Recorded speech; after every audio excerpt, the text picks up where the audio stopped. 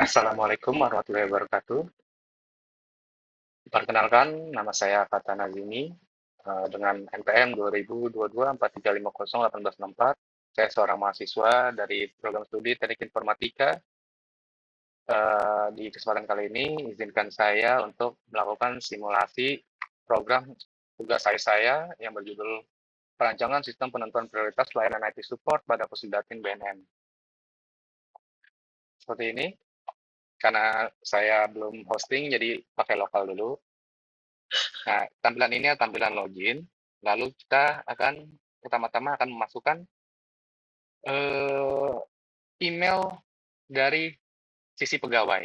Karena pegawai harus menginput laporan dulu, baru si teknisi admin itu bisa dapat laporan masuk. Kita masukkan emailnya, lalu kita masukkan password. Di sini bisa kelihatan juga passwordnya apa. Lalu klik tombol masuk. Nah, seperti ini tampilannya. Bisa kita lihat di sini ada buat laporan kendala baru. Nah, di sini dimasukkan satuan kerja dari pegawai yang ingin menginput. Misalkan kita masukkan puslit.kit. Nah, di sini kita pilih jabatannya. Misalkan di sini adalah Eselon 2 atau di sini staff. Ruang lingkup. Ini seberapa besar sih lingkupannya?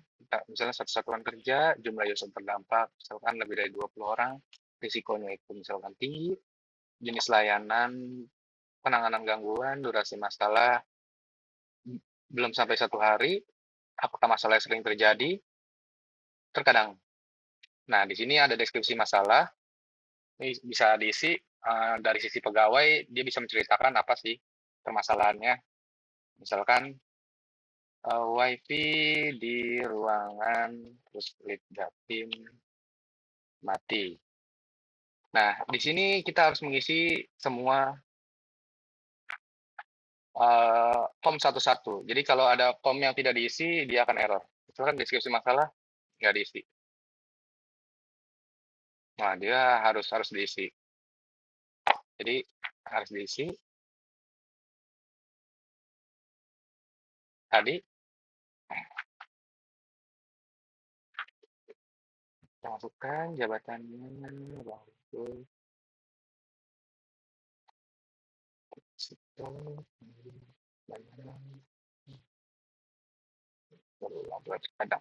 seperti ini. Lalu kita kirim laporan aduan. Nah, setelah ini kalau sukses akan muncul pop-up seperti ini, laporan sukses terkirim. Nah, ini otomatis langsung masuk di sini. Dia ada riwayat. Nah, di sini terdapat seberapa banyak riwayat yang sudah dibuat oleh akun ini, pegawai ini. Misalnya di sini sebagai Yuda Mahendra. Nah, di sini terlihat ada berapa laporan yang sudah dikirim dan ada tanggal-tanggalnya juga. Lalu di sini ada statusnya nih. Kalau menunggu antrian ini berarti belum dieksekusi oleh si teknisi tersebut.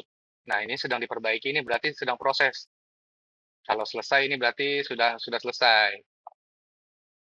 Seperti itu. Jadi setiap akun pegawai dia bisa melihat riwayat pengaduannya. Jadi dia real time bisa kelihatan, bisa pantau terus. Oke, kalau sudah kita keluar, kita masuk ke sisi admin. Kita masukkan. Sama bisa kelihatan juga ya. Masuk. Nah, tampilan awal ini dashboard-nya. Di sini kita bisa kelihatan antrian prioritas. Nah, ini antriannya ini antrian yang berjalan. Yang masuk, tetapi kita bikin 555 per page. Jadi yang paling depan ini yang tergantung prioritasnya. Jadi yang paling tinggi ini dia akan muncul paling depan. Nah, di sini juga bisa kelihatan, nah di jabatannya. Di sini kita bisa lihat satuan kerjanya apa, jabatannya apa, jumlah usernya, bla bla bla, dan sebagainya. Lalu kita bisa juga proses, kalau kita bisa ngelihat deskripsinya, lalu kita proses. Kita cari yang tadi baru masuk dulu. Atas nama Yuda, laporan kendala. Ini. Yang tadi kita masukkan, kita proses. Nah, berhasil, nah dia akan otomatis masuk ke riwayat pengerjaan log. Nah, di sini langsung masuk yang sedang dikerjakan. Jadi yang sedang dikerjakan akan semuanya nih akan masuk ke dalam log ini. Di sini bisa ada filter juga, sedang dikerjakan atau selesai, atau semuanya juga bisa. Termasuk di sini juga ada filternya, tergantung prioritasnya. Jadi enak kalau mau melihatnya. Nah, seperti yang tadi ini dari sedang dikerjakan. Nah, ini kalau sudah selesai bisa langsung kita tandai selesai, kan dia akan berubah langsung ke status tiket 108 berhasil diubah tuntas. Seperti itu untuk dashboard. Nah, lalu kita ke kelola kriteria. Nah, di sini karena sistemnya ingin fleksibel, jadi untuk bobot ini bisa kita atur kembali tergantung kalau misalkan yang berwenang ingin mengubah eh, kriteria-kriteria ini, misalkan apa? Misalkan jabatan ingin ditambah jadi 3. Nah, tapi di sini dia akan jadi 105 totalnya. Dia akan error karena melebihi satu. Nah, di sini ada nggak boleh. Dia akan kembali otomatis ke reset lagi atau misalnya dikurangin. Dia misalkan 0,95. Dia akan error juga. Nah, seperti ini. Kita coba ubah yang lain dulu ya, tes untuk ini. Jadi yang lain harus kita tambahkan biar ini 100, misal deskripsi. Simpan perubahan. Nah, di sini akan berubah bobot kriteria. Seperti itu.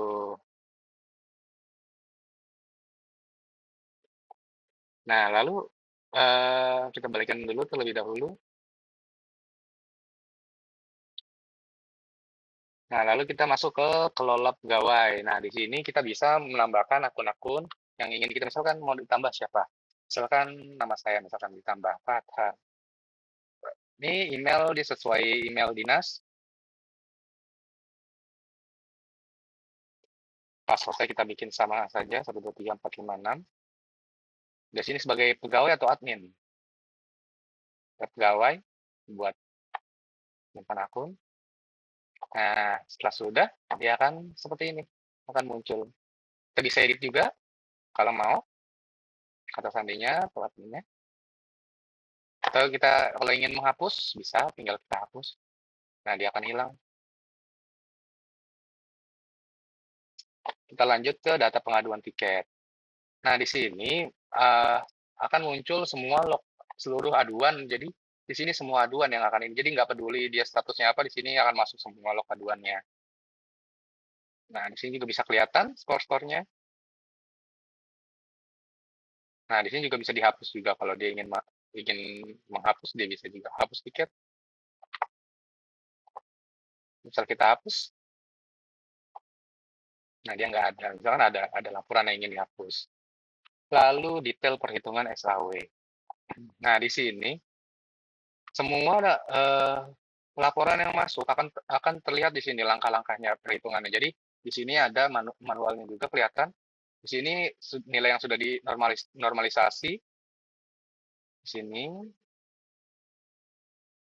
Nah, dengan ada skala maksimumnya.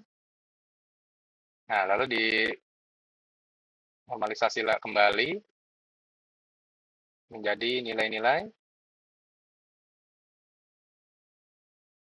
Nah, di sini adalah nilai akhirnya. Di sini terlihat. Nah, tapi kalau ada yang kita kerjakan, dia akan hilang di detail perhitungan ini. Karena di sini yang belum diproses saja. Nah, lalu selanjutnya cetak laporan. Nah, di sini ada total aduannya 107, status opennya 102, in progress 4, resolve 1. Di sini kita bisa filter tergantung status, misalkan open ini yang belum dikerjakan, lalu in progress ini di sini bisa kita filter, berarti yang sedang dikerjakan. Lalu ada resolve, berarti yang selesai. Itu. Lalu di sini tanggal mulainya juga kita bisa ubah.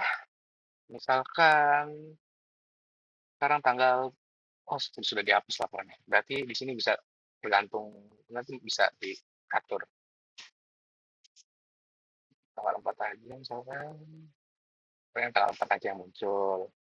Bisa ditambah ini juga, bisa tambah ini juga, kalau selesai. Kalau yang sudah selesai, kalau yang belum selesai tidak bisa. Misalkan kita yang in progress. Kita filter, lalu kita ingin cetak. Nah, seperti ini akan tampilannya. Kita bisa atur printer mana, kok berapa kopi, dan lain-lain. Kalau sudah tinggal di print, nanti akan langsung selesai. Seperti itu.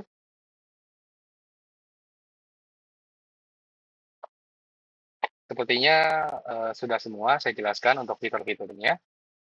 Eh, Terima kasih atas perhatiannya. Saya ucapkan wassalamualaikum warahmatullahi wabarakatuh.